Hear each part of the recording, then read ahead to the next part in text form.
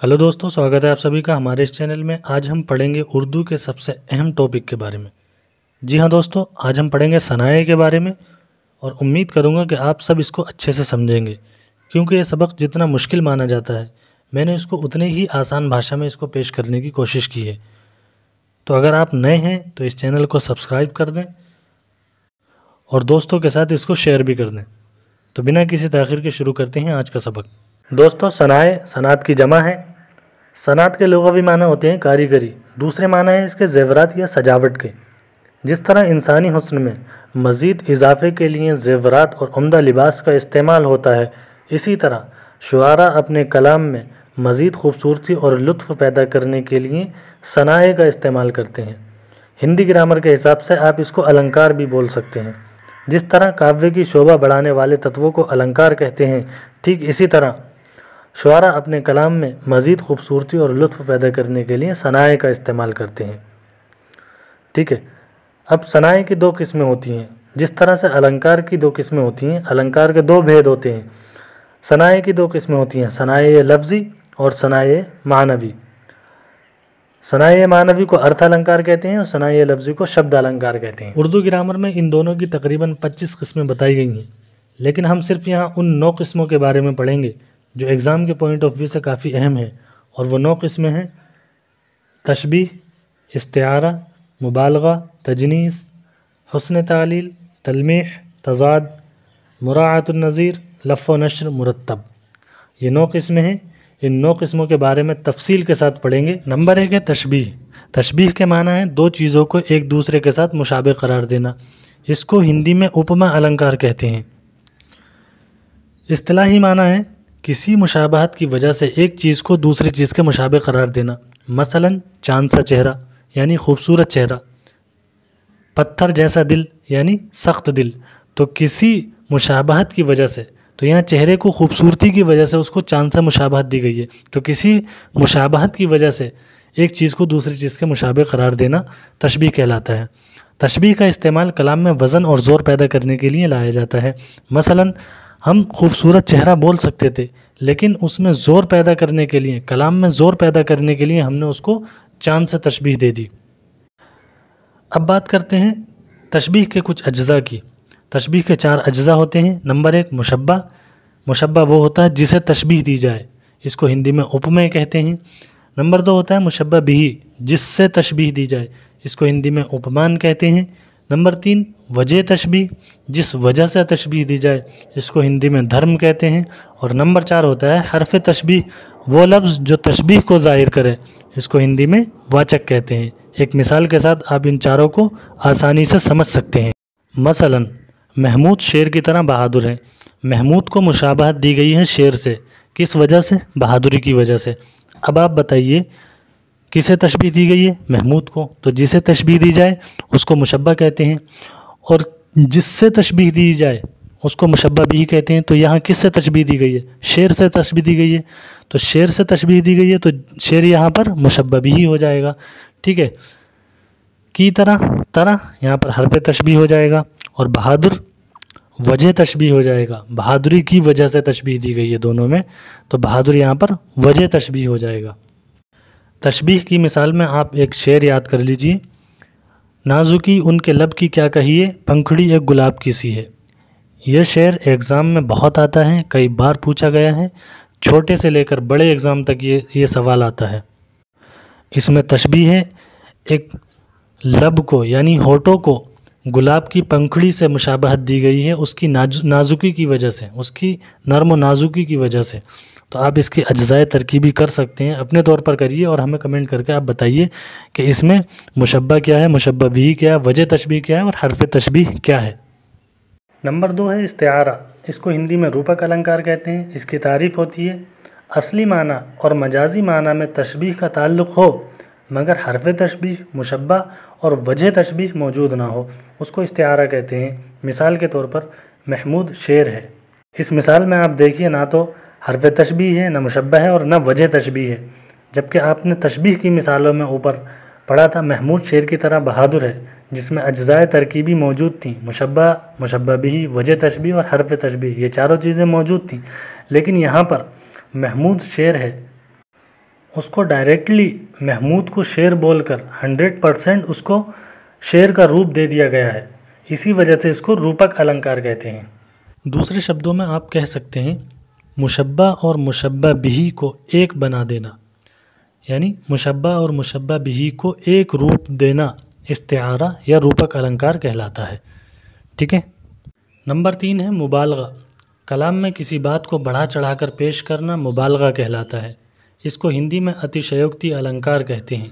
اس کی مثال ہے گرمی سے مضطرب تھا زمانہ زمین پر، بھن جاتا تھا جو گرتا تھا دانہ زمین پر۔ یہ میر انیس کا شعر ہے۔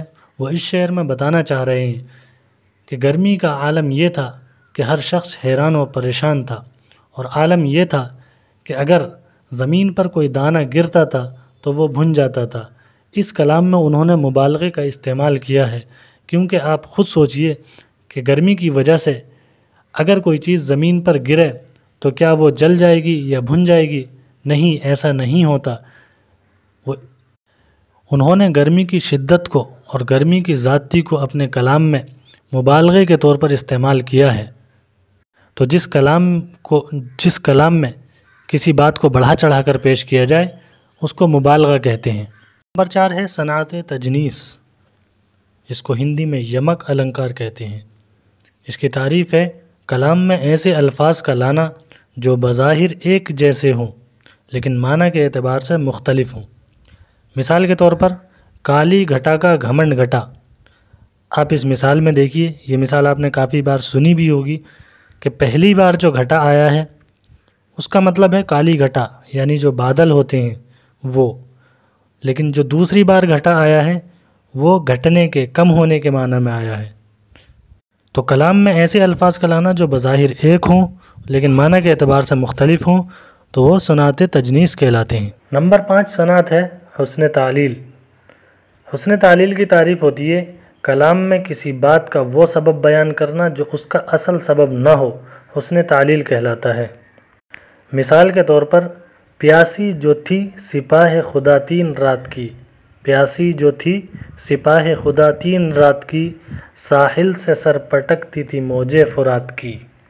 اس مثال کو سامنے رکھ کر آپ سمجھیے کہ دیکھیے ساحل سے موجوں کا ٹکرانا تو عام بات ہے، لیکن شاعر نے یہاں پر ایک شاعرانہ وجہ بتائی ہے، اور وہ وجہ یہ ہے کہ حضرت امام حسین اور ان کے رفیقوں پر 3 روز سے پانی بند تھا، اس لیے موج فرات تڑپ تڑپ کر ساحل سے اپنے سر کو ٹکرا رہی تھی۔ تو اصل سبب ہوا موجوں کا ٹکرانا، لیکن اصل سبب کو چھوڑ کر ساحل جب کوئی دوسرا سبب بیان کرتا ہے تو اس کو حسن تعلیل کہتے ہیں، جیسے کہ اس مثال میں واضح ہے۔ نمبر 6 ہے تلمیح۔ کلام میں کسی مشہور واقعے، مقام، نام یا کسی روایت کی طرف اشارہ کرنے کو تلمیح کہتے ہیں۔ اس اشارے کے پیچھے وہ پورا قصہ ہوتا ہے جس کی طرف دراصل شاعر اشارہ کرنا چاہتا ہے۔ اس پورے قصے کو جانے بغیر نہ تو شعر کا مطلب بخوبی سمجھ آتا ہے اور نہ ہی شعر کے اندر لائی گئی صنعت تلمیح کا پورا لطف اٹھایا جا سکتا ہے۔ مثال کے طور پر ابن مریم ہوا کرے کوئی، میرے دکھ کی دوا کرے کوئی، یہ ایک شعر ہے۔ اس شعر میں صنعت تلمیح کا استعمال کیا گیا ہے۔ کیسے کیا گیا ہے؟ پہلی بات تو آپ یہ سمجھیے کہ ابن مریم کون ہے۔ ابن مریم کا جب تک آپ پورا قصہ نہیں پڑھیں گے، پورا قصہ نہیں آپ نے سنا ہوگا تو آپ کو اس شعر کا مطلب سمجھ میں نہیں آئے گا۔ تو مختصر طور پر بتانا چاہتا ہوں کہ ابن مریم کون ہے۔ ابن مریم حضرت عیسیٰ علیہ السلام کو کہتے ہیں۔ اللہ تعالیٰ نے حضرت عیسیٰ علیہ السلام کو کچھ معجزات سے نوازا تھا، ان میں سے خاص یہ تھا کہ وہ مٹی کے پرندے کو ایک شکل بناتے تھے اور اس کے اندر سور پھونکتے تھے اور اس کو زندہ کر کے اڑا دیا کرتے تھے۔ دوسرا معجزہ ان کا یہ تھا کہ بچپن سے جو لوگ اندھے اور کوڑھ کے مریض ہوتے تھے ان کو وہ شفا یاب کر دیا کرتے تھے۔ تو اس شعر کے اندر شاعر کا بھی وہی مطلب ہے کہ کوئی بیماری کو ٹھیک کرنے والا ایسا ہو جو ابن مریم جیسا ہو۔ تو کلام کے اندر کسی مشہور واقعے کا ہونا، کسی مشہور نام کا ہونا یا کسی مشہور مقام کا ہونا صنعت تلمیح کہلاتا ہے۔ نمبر 7 ہے صنعت تضاد۔ صنعت تضاد کلام میں ایسے الفاظ کا لانا جو ایک دوسرے کی ضد ہوں صنعت تضاد کہلاتا ہے، یعنی کلام میں دو ایسے الفاظ کا لانا جو ایک دوسرے کے متضاد ہوں صنعت تضاد کہلاتا ہے۔ مثال سے سمجھیے، ہوش کو ہے نشاط کار کیا کیا، ہوش کو ہے نشاط کار کیا کیا، نہ ہو مرنا تو جینے کا مزہ کیا ہے۔ اس شعر کے دوسرے مصرعے میں آپ دیکھیے کہ مرنا اور جینا دونوں ایک دوسرے کے متضاد ہیں، تو جس کلام میں دو ایسے الفاظ استعمال ہوں جو ایک دوسرے کے ضد ہوں، جو ایک دوسرے کے متضاد ہوں، صنعت تضاد کہلاتا ہے۔ نمبر 8 ہے مراعات النظیر۔ صنعت مراعات النظیر، مراعات کے معنی ہوتے ہیں رعایت کرنا۔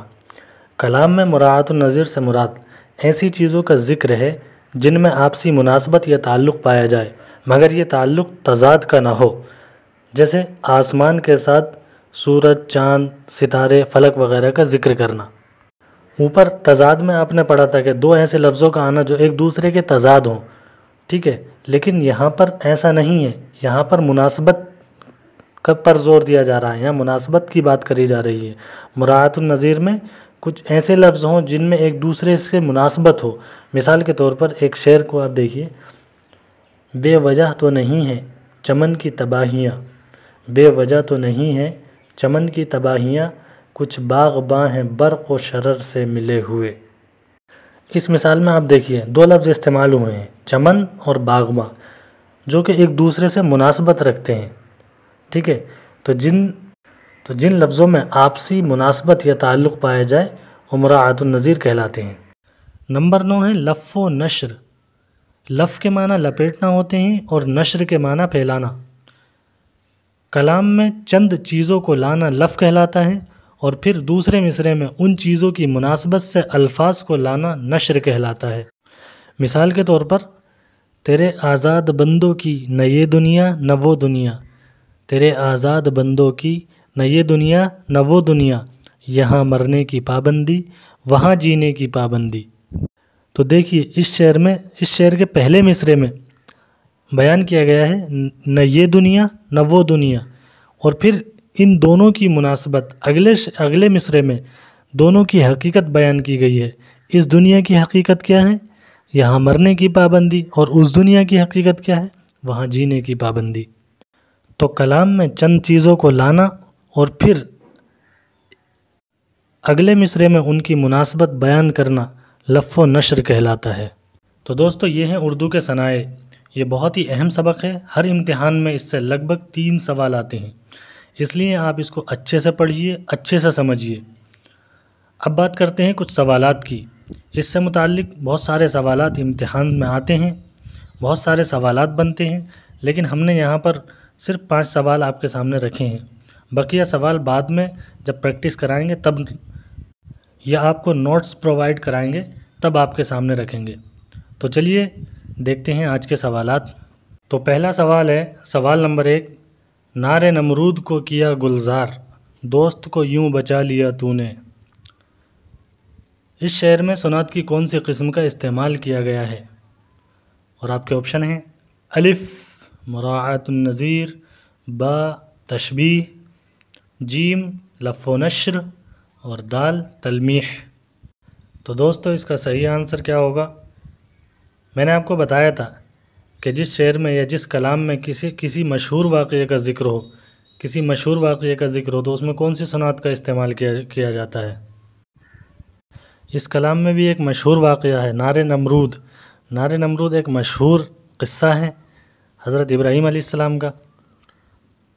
تو اس کا صحیح آنسر کیا ہو جائے گا؟ اس کا صحیح آنسر ہو جائے گا آپشن دال تلمیح۔ جس میں کسی مشہور واقعے کا ذکر ہو اس کو صنعت تلمیح کہتے ہیں، تو اس کا صحیح آنسر دال ہو جائے گا۔ سوال نمبر 2 ہے، تمہاری مانگ ہی دل مانگ لے گی، یہ چوٹی کس لیے پیچھے پڑی ہے؟ صحیح صنعت کا انتخاب کیجیے، اور آپ کے آپشن ہیں الف تجنیس، با تلمیح، جیم استعارہ، اور دال حسن تعلیل۔ ساتھیو اس کا صحیح آنسر کیا ہوگا؟ آپ دھیان سے اس کو پڑھیے، اس میں کون سی صنعت کا استعمال کیا گیا ہے؟ آپ کے حساب سے اس کا صحیح جواب کیا ہونا چاہیے؟ تو دوستو اس کا صحیح آنسر ہو جائے گا آپشن الف تجنیس۔ تجنیس کی تعریف میں ہم نے پڑھا تھا کلام میں ایسے الفاظ کا لانا جو بظاہر ایک جیسے ہوں لیکن معنی کے اعتبار سے مختلف ہوں۔ اب اس شعر میں دیکھ لیجئے، تمہاری مانگ پہلا والا جو مانگ لکھا ہوا ہے اس سے مراد سر کی مانگ ہے، بالوں کی مانگ ہے۔ دل مانگ لے گی، دوسری والی مانگ جو ہے وہ مانگ فرمائش کی ہے، ٹھیک ہے؟ تو بظاہر دونوں ایک ہیں لیکن معنی کے اعتبار سے دونوں الگ الگ ہیں، تو اس میں کون سی صنعت ہوگی؟ تجنیس۔ آپشن الف اس کا صحیح آنسر ہو جائے گا۔ اگلا سوال ہے سوال نمبر 3، نازکی ان کے لب کی کیا کہیے، پنکھڑی ایک گلاب کی سی ہے۔ اس شعر میں حرف تشبیہ تلاش کرو اور آپ کے آپشن ہیں الف پنکھڑی، با نازکی، جیم سی اور دال گلاب۔ ساتھیو اس کا صحیح آنسر کیا ہوگا؟ آپ شعر کو غور سے پڑھیے، آپ اس شعر کو غور سے پڑھیے اور صحیح جواب اس کا بتائیے۔ اس کا صحیح جواب کیا ہوگا؟ حرف تشبیہ کیا ہوگا اس میں؟ تو ساتھیو اس کا صحیح آنسر ہو جائے گا آپشن جیم سی۔ سوال نمبر 4 ہے، ابن مریم ہوا کرے کوئی، میرے دکھ کی دوا کرے کوئی۔ اس میں صحیح صنعت کی نشاندہی کیجیے۔ اس میں صنعت کون سی ہوگی؟